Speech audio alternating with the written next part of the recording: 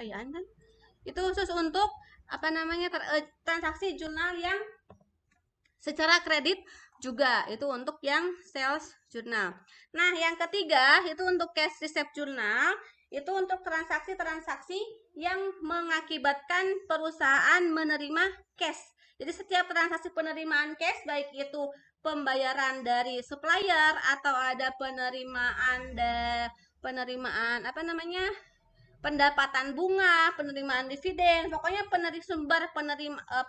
penerimaan kas bagi perusahaan itu nanti akan dimasukkan ke cash receipt journal. Yang keempat ada cash payment journal. Ini khusus untuk transaksi-transaksi yang menyebabkan pengeluaran kas. Itu ya, termasuk juga tadi pembelian yang dilakukan secara tunai. Itu akan dimasukkan ke cash payment journal. Tetapi kalau untuk pembelian yang dilakukan secara kredit, itu nantinya akan masuk ke dalam purchase journal. Dan yang kelima ada petty cash journal. Ini untuk transaksi yang penggunaan kasnya itu berasal dari kas kecil. Kalau pembayaran atau penerimaan kasnya bukan berasal dari kas kecil, maka tidak masuk ke dalam petty cash journal ini. Sampai di sini ada yang mau ditanyakan dulu? Silakan, ada nggak? Atau masih bisa diikuti? Oke. Kita lanjut ya, masih bisa diikuti karena udah masih ya. Dari berbagai macam jenis transaksi kurang lebih seperti ini yang direkap. Yang pertama bukti kas masuk. Itu sudah lihat ya, kalau bukti kas masuk berarti nantinya si BKM ini berarti kan menandakan bahwa dokumen tersebut menyebabkan kita menerima ada pemasukan kas. Maka bukti kas masuk biasanya nanti itu akan kita input ke cash receipt journal nantinya itu. Lalu yang bukti kas keluar itu kan biasanya dokumennya kan seperti yang udah dibuat ya. Boleh dilihat atau saya tampilkan? Perlu tampilkan jangan? Tahu dulu ya. Saya tampilkan aja biar clear.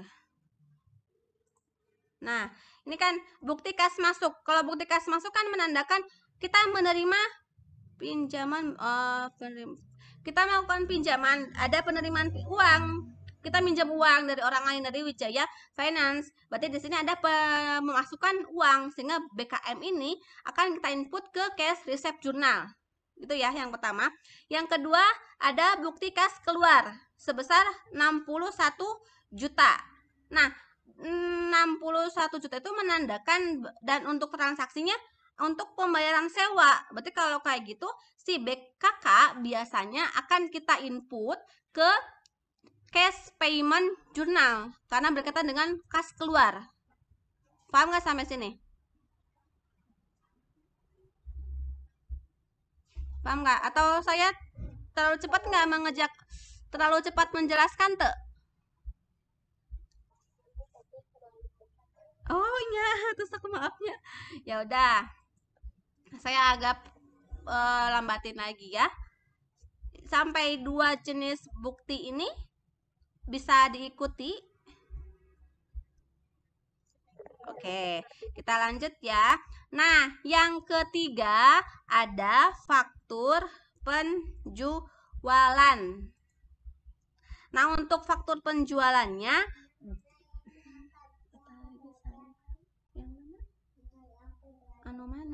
untuk yang faktur penjualan itu ada 2 jenis. Kita nanti akan ketemu dengan kopi faktur penjualan seperti ini.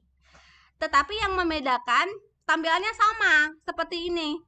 Persis sama, tetapi yang membedakan yang sebelah sini. Ada nama yang mengeluarkannya. Siapa sih yang mengeluarkan bukti ini?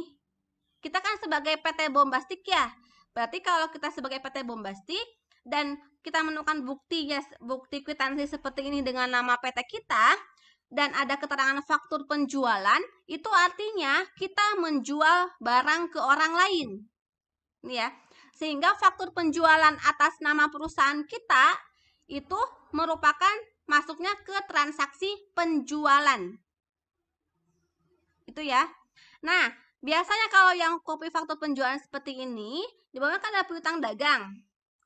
Berarti kalau kayak gitu, ini bukti yang ini nantinya akan kita input ke dalam jenis yang sales jurnal karena kita menjual gitu ya.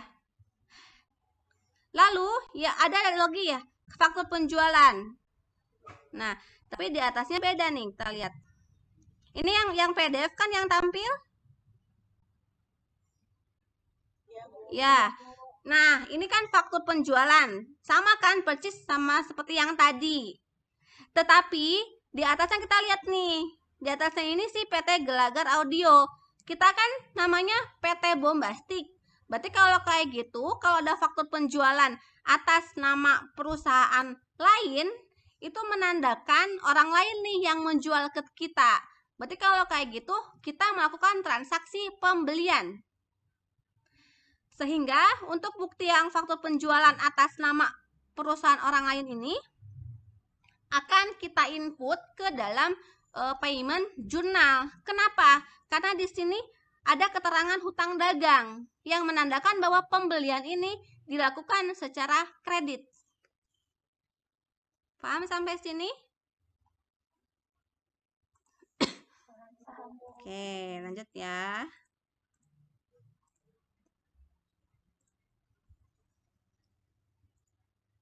Nanti kalau voucher kas kecil. Voucher kas kecil. Nah, seperti yang tadi ya, kalau voucher kas kecil itu transaksinya itu menggunakan kas kecil. Kayak ini nih, voucher kas kecil. Nama perusahaan kita. Berarti nanti ini si transaksi ini akan kita input ke petty cash journal. Kayak gitu.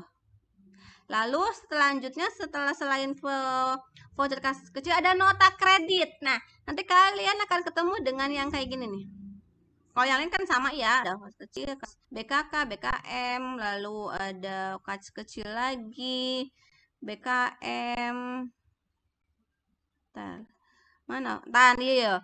Nota kredit. Nota kredit menandakan ada keterangannya nama barangnya apa, jumlahnya berapa, satuannya harga produknya berapa, dan seterusnya. Tetapi nota kredit ini menandakan adanya pengembalian barang. Barang yang mana? Barang yang ini nih. Yang dua ini nih. Ada retur berarti ya. Ada pengembalian barang. Berarti kalau ada pengembalian barang termasuknya ke dalam retur. Tetapi returnya kan ada dua jenis. Ini retur penjualan kah atau retur pembelian kah? Nah, kita lihatnya di sini. Di si nota yang keluarnya ini, yang nama perusahaannya. Kalau nama perusahaannya perusahaan orang lain, berarti kita mengembalikan barang orang lain. Sehingga masuknya ke dalam retur pembelian. Gitu ya.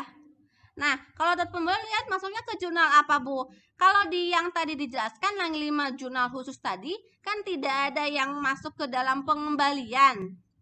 Ke cash payment tidak, resep juga tidak, lalu sales sama purchase juga tidak, apalagi petty cash. Maka dari itu untuk yang nota kredit khusus untuk retur ini ya, khusus untuk transaksi yang tidak termasuk ke dalam 5 jurnal khusus tadi, itu nantinya akan kita catat ke general journal di jurnal umum. Ini ya, retur pembelian. Itu. Lalu yang kedua, ada lagi nih, nota kredit juga. Cuman bedanya sama seperti yang tadi. Mananya?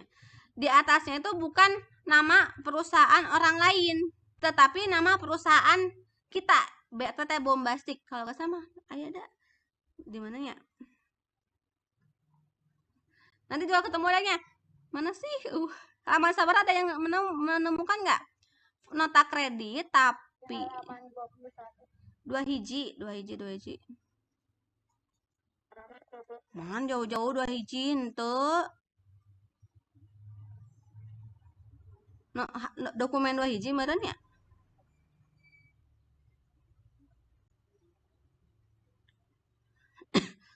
Mana teh? Aya teu?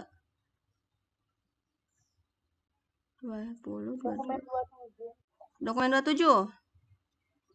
Oke lah, 27. Iya. Tah, iya nya. 27 kan ya ini nota kredit. tetapi nama perusahaannya PT Bombasi, perusahaan kita. Berarti kalau kayak gini adanya retur penjualan. Kayak gitu. Lalu yang terakhir